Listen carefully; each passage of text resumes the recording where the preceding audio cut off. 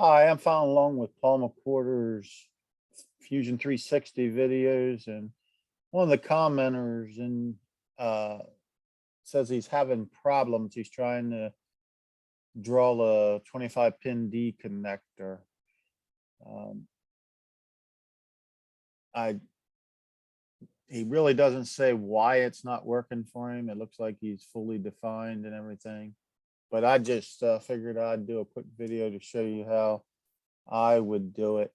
So it looks like he's making a rectangle that's 42 something by 11 something, and he talks about 4 circles. So I'm thinking that that's the 4 corner radii that he's talking about. He's using circles for them. So I'm not really worried about the exact dimensions. So I'm just going to do a 42 by 11 and then 6 millimeter circles on the outside of it. I understand it's 10 degrees. The D connectors have like a tapered shape, so they can only go one way. Let's get to Fusion 360 and see what we can do. First thing I got to do, I forgot, I got to go into change to millimeters here. So we'll go and change to millimeters. All right, so now we're in millimeters. So start out with a normal sketch. All right. He said he did a 3-point rectangle. My preference is to do a center rectangle. It just makes life easier for me. So I'm just going to do a rectangle, center rectangle. And he said it was 42 tab 11. Okay, 42 by 11. Okay, we'll have that. So that's our rectangle. I guess that's the outside of the D connector. He's measuring along the radius, so we can't really make like a polygon and then just put fillets in the corner to radius it, because he's probably measuring at the tangent area. So I figured that's how I'm going to design it. But I am going to make this this rectangle here a construction rectangle, because we really don't want to draw all of that, have all that drawn when we do it. So if you click once, you just get one line, but if you double click twice, you get both lines, and then you can right click and say, I want to make this a normal construction line. So we'll make the wide part at the top. So we'll do a circle, and I try to put them about where they are, but I don't want it to touch things, because a lot of times it'll give you a Fusion 360 will give you a constraint that you don't want. So I try to draw them out in the middle of space. So I'm just going to make this a 6 millimeter circle, and then going to add the constraint. We know we want it to be at the top, because he measured it at the top. So we're going to do a tangent constraint, this tangent to this. All right. And like I said, this is the wide part. So he also is going to be tangent to this. So we can say, I want this tangent to this. And that moves it over. And we can repeat for the other side. Circle, make it in space here. Make it 6. And again, I'm going to go tangent, this tangent to this tangent to this. And that gives us that. So we might as well go ahead and draw our line across the top, because we do want the top piece over top of our rectangle. So we're going, a lot of times I want to make sure that I don't forget to add the constraint. So I just kind of just draw it anywhere, get my X's so I know I'm on the thing. But then we're going to add the constraints. So we're going to make this tangent to that. And looks like this is already tangent. So, but I'm going to They'll probably tell me I'm over constrained, but I'm gonna say I want this tangent to that. Yeah, and I say it says over constrained because it's already got that constraint. All right, so that's the first two.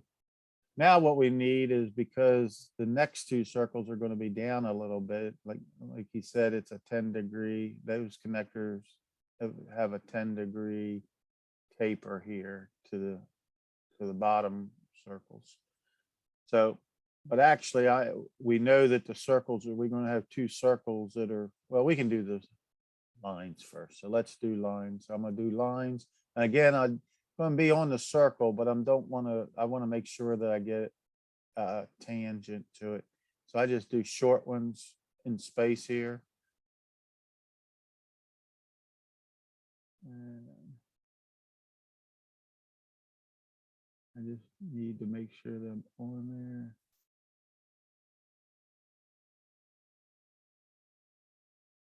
All right, so now I got them. So we want to make sure they're tangent. So we go here, tangent to that, tangent to that, yep, tangent to this. Oh, it looks like, okay, they've got the tangency already in there. We're good. All right. Oh, it's still blue though. Why is it not tangent?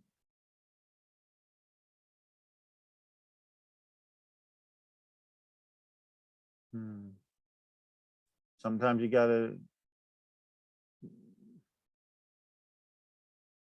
says it is tangent, so I don't know why it's, oh, this one's blue. I don't know why this one's not blue, because they don't have a certain length, but that's okay. All right.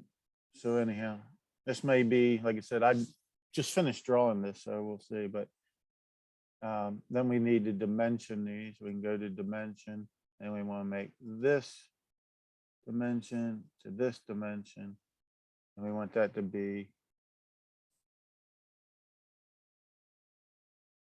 says we'll over constrain it. So we got an extra constraint there. So not sure why. Why do we have an extra constraint? A lot of times if you scroll in and you can see what your constraints are. I don't know where this is supposed to be. This one doesn't look right. So I'm gonna right click and, oh, I got escape out of the thing. Right click and delete that tangent. There we go. Now we should be able to do it. So we'll go from this line to this line, and we want it to be 10 degrees. All right. Slide over, do the same thing here. This line to this line. I want it to be 10 degrees. All right. So escape out of that. Now we can draw our circles. Like I said, I like to draw them out of place. So I'm gonna draw them over here. 6 millimeters. All right. So I'm gonna say that I want this tangent to this. And like I said, put it over there. And then I want it to also be tangent to this line. So I still got my tangents as a tangent to this. Did that. We're good. And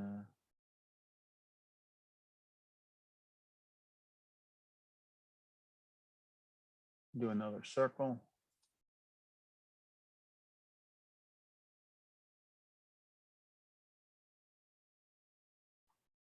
Six. Let me go back to our tangency.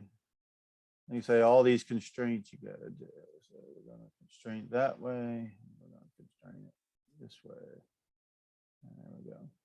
Last thing we got to do is do a line across the bottom. You say I like to be up off of it and make sure I do my constraints. And so we're going to go this tangent to that. And it automatically added that one. And that should be all we have to do. So we can finish our sketch.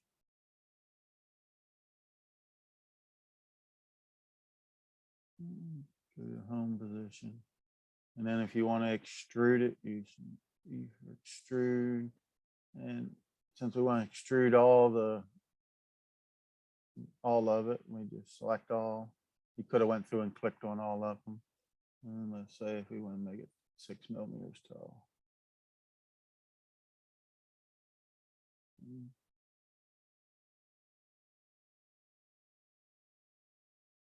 I think this is what he was looking for. If not, leave a comment and we'll get to it. Otherwise, that's how I would do it. Thanks for watching.